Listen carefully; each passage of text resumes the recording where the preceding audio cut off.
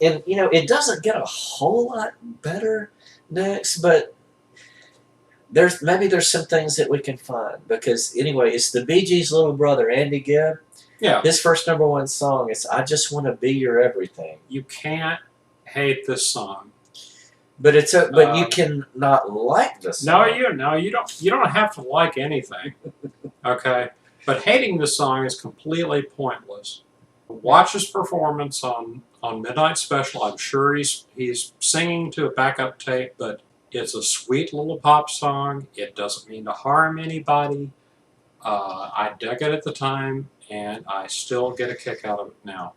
You know, I don't remember digging it. Yeah. I don't remember hating it. No, you know, it was just there. It was just there. Because that was all. It was were one of the songs everywhere. we were Something that we're going to They were very soon to be absolutely everywhere. In a second. You know, Bee Gees were universal at the time. It was sort of like, well, the Bee Gees were about to start their world domination, but they sent in their little brother first. 77, 78. You know, to distract us a little bit. Yeah. There's nothing complicated to say about that song. The next song, which is more like the stuff I dug then and would still do it. I think you'll agree. You can't hate I Just Want to Be Your Everything. It was just there. But come on, you'll admit, you did like Best of My Love by The Emotions. Oh, then and now. It's an EWF. It's R&B. Production. It was disco influence. They had been a gospel group. Vocals throwing down. And Earth, Wind & Fire embodied some of this too. It was the best of disco. I mean, of course, its best use would be then in Paul Thomas Anderson. It was another one in Boogie Nights, wasn't it? Yeah, it was. Yeah. Oh, yeah, that great camera Scorsese, but long single camera opening to that movie is amazing. So just sweet stuff. Winding it down, and we only have 3 more to go for the rest of the year. Without further ado, the next one, next #1 song, is the theme from Star Wars by Miko. Imperial Stormtrooper lasers sound really cool on headphones. Yes, they do. They really do. We had seen Star Wars. You might say we saw Star Wars. Blew our fucking like people minds. We weren't sure what we were in for when we were going to see it. Yeah. It just completely colonized our brains. I drew cartoons of Star Wars. I bought the cards with the gum. I did not get obsessed enough, unfortunately, to buy figurines and leave them in their original packaging. Otherwise, I could have retired by now. And so, Miko Minardo, he did this for Close Encounters of the Third Kind, the second Star Wars movie. Not to be confused with Giorgio Moroder. Right. Or who was the Beethoven guy? Oh, Walter Murphy. Walter Murphy. It came next year. Yeah, I dug that disco version. But you know, anyway. Miko even sounds like a Star Wars character name, doesn't it? Yeah, Miko. It does. And the name of the album was Star Wars and Other Galactic Funk. I mean, JB and the Average White Man, they didn't have anything to worry about. Yeah, they really didn't. You know, it was all part of the craze. Yeah. Like the CB thing, you had, CBs, you had Convoy the song, and then you had Convoy the movie, and Smokey and the Bandit, and just no one could have ever predicted that the thing would have lasted this long. Who could have imagined? I couldn't have 15 years ago that 3 lousy prequels wouldn't even kill the mother humbug. Yeah. If only they would use Miko in the opening credits, I would be so happy. All right, Let's go to the bottom. All right, the bottom, all the way to the bottom, to the bottom of the barrel. Get it? You know you need it. Yeah. Okay, the next #1 song. Now, why is this the most egregious of them all? Well, I'll tell you why. Number of weeks at #1. 10 weeks in a row. That's so #1. After about week 4, I remember begging for anything to knock this off. Yeah. Just anything. Yeah. And this is like, okay, you're joking. It's like kicking a puppy dog. It's like kicking Leo Sayer. Yeah. Well, okay, yeah, but you had to be there, I guess. But anyway, this song, #1 for 10 weeks, which was I mean, absurd. There hadn't been a song #1 for this long since back in the 50s, maybe. Elvis, It had been a long time. And Yeah. Elvis, like Hound Dog or something. Yeah. And this was what replaced it. You Light Up My Life by Debbie Boone. Okay. Debbie Boone.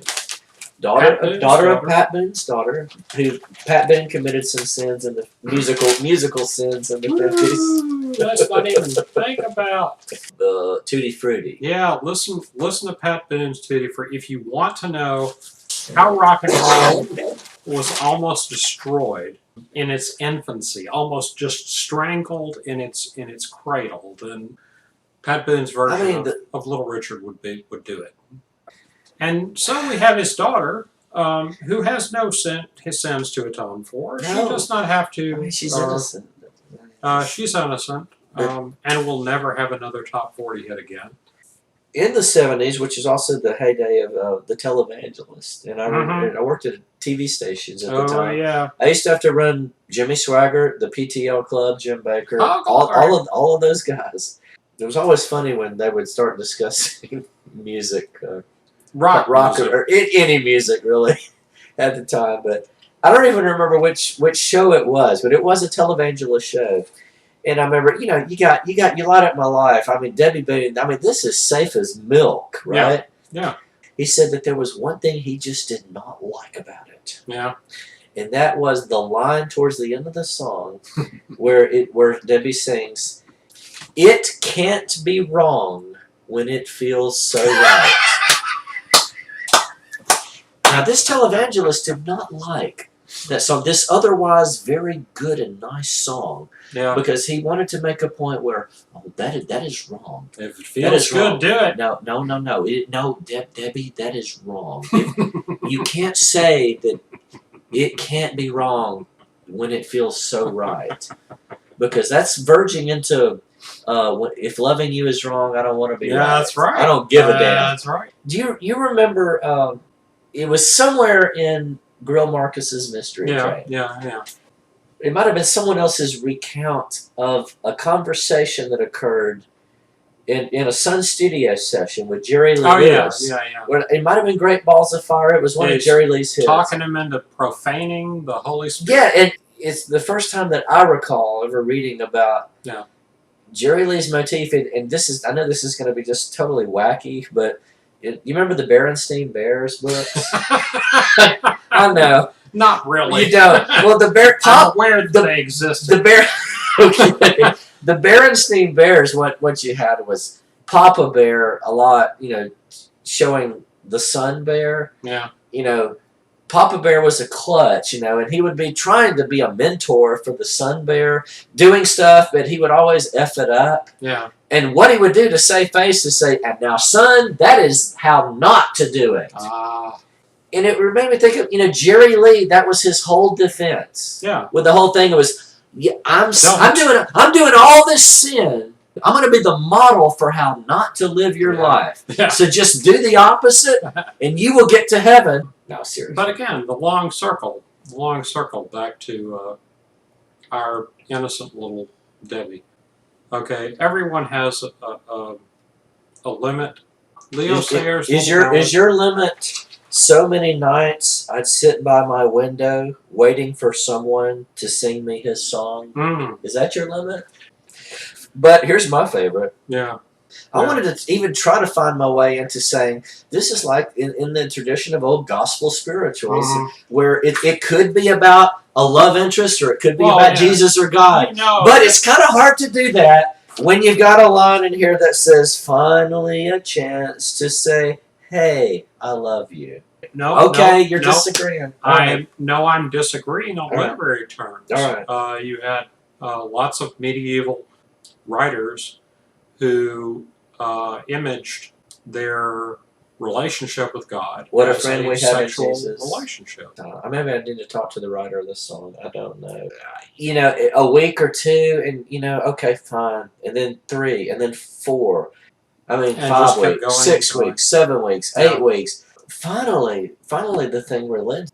It relented to probably the only thing that could have knocked it off, and they tricked us. Damn them. a love song kind of thing before we just absolutely we're gonna disco hypnotize before we you. disco them right out of their butts. Yes, yes. And so this number one song was "How Deep Is Your Love" by the Bee Gees. Yeah. As far as just nailing the period and picking the right time for the right song, yeah, and then doing it again and again and again for a whole year in '78, they just nailed it.